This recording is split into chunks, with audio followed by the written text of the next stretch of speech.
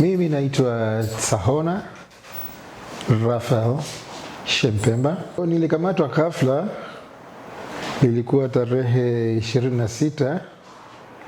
Niliona mbavu zinabana, punzi imeshuka. Nilikuwa na dadangu mpenzi hapa, mchungaji wa Isaka. Akasema hapana, this is not right. Akaamua kunileta Bombo. Tulifika emergency pale. Of course tulipokelewa vizuri sana. Circulation ya oxygen ilikuwa chini sana, ilikuwa kwenye 81, lakini wakaniingiza moja kwa moja kwenye oxygen. Nashukuru Mungu nikaanza kujisikia, lakini nilianza na lita 15, which is quite a very high stage. Daktari ambaye alinipokea pale, Dr. Hussein, na wauguzi wengine, kuna dokta mwingine anaitwa Dr. Shukuru, good luck. Kwa wale pale moja kwa moja wakaanza kunifanyia ultrasound pale kuja na ultrasound pale, wakanicheki, wakasema haitoshi, wakanipeleka kwenye machines kubwa. Nilianza na kanipiga x-ray ya kifua. Baada hapo wakanipa chumba, nikapata chumba huko private. Nashukuru Mungu nikapokelewa vizuri private. Chumba cha Mungu kinaitwa Mkomazi, siwezi kukisahau. Ndicho kimerudisha maisha yangu hicho. Baada ya kuanza huduma, kuingia chumbani, ile lita 15 za oxygen nilikuwa naendelea nazo. Nilikuwa natumia mask. Inatisha, ndugu zangu walikuwa wakija wakiniangalia, lakini wauguzi na madaktari wamefanya kazi kubwa. Nimeondoa maski, ikatoka mask, nikaja zile pipe. Ikatoka kwenye lita 15, ikaja kwenye lita 9, na ikaingia kwenye lita 4, nikaja kwenye lita 2, juzi tu kwenye lita 2. Nikawa nafikiri no, so nice.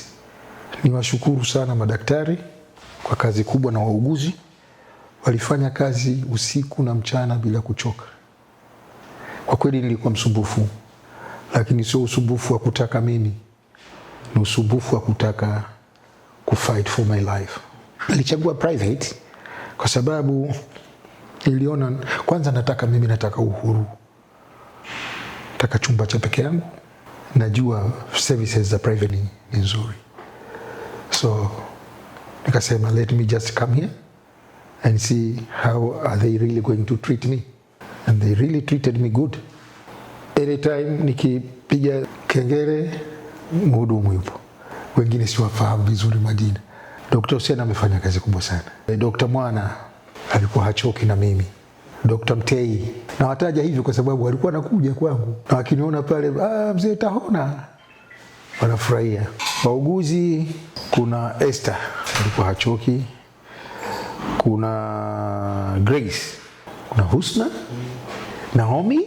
Yani walikuwa wakija pale ni utani, na wengine ni utani kwenye kitanda changu, wananifariji, wananikamata mkono, mzee utapona. Wengine wananiambia kabisa kwamba tunakuombea dua. Umetoka kote kwenye lita 15, sasa hivi uko kwenye lita 2, wewe umepona. Na sasa hivi karibuni tutakuondoa hizi pipe. Tushaondoa mask, sasa hivi nakaribia kuondoa pipe. Kasema inshallah.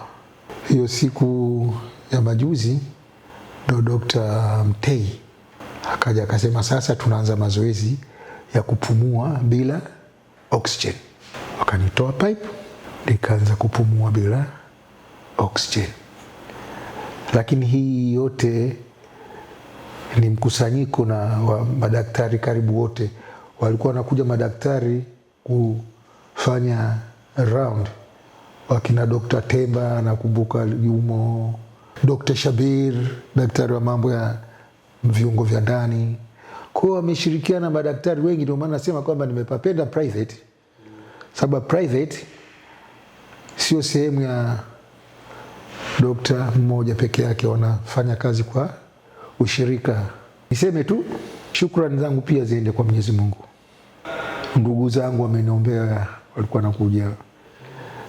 Na dada yangu hapa, mchungaji wa Isaka, alikuwa hachoki kuomba. mke wangu, watoto walikuja, ndugu zangu wengine wako Ulaya, hawachoki kuuliza hali yangu. Wengine Mwenyezi Mungu atawajaza kwa hali zao, ila nashukuru sasa hivi niko vizuri na hema, nimetoka kwenye death toll. Naitwa Mrs. Joyce Waisaka, na huduma alizozipata pale emergency zilienda haraka sawa sawa na uhitaji ambao alikuwa nao. Niliona uharaka wa kuweza kumsaidia, na huduma zilikuwa nzuri pale. Baada hapo tulitolewa tukaletwa wodini, na wodini pia na penyewe niliona huduma nzuri za kuweza kumsaidia mgonjwa wangu kwa uharaka na kwa mahitaji ambayo alikuwa nayo. Mazingira mazuri, masafi, tumeona vifaa vya kisasa. Nichukue nafasi hii kuishukuru serikali kwa kuiwezesha hospitali ya Bombo kuwa na vifaa vya kisasa, kuanzia ultrasound kule, x-ray, CT scan, na hata tulipokuwa wodini mashine ambazo kwa zina control hali ya mgonjwa, na ni za kisasa kwa kweli. Tumefarijika kuona hilo.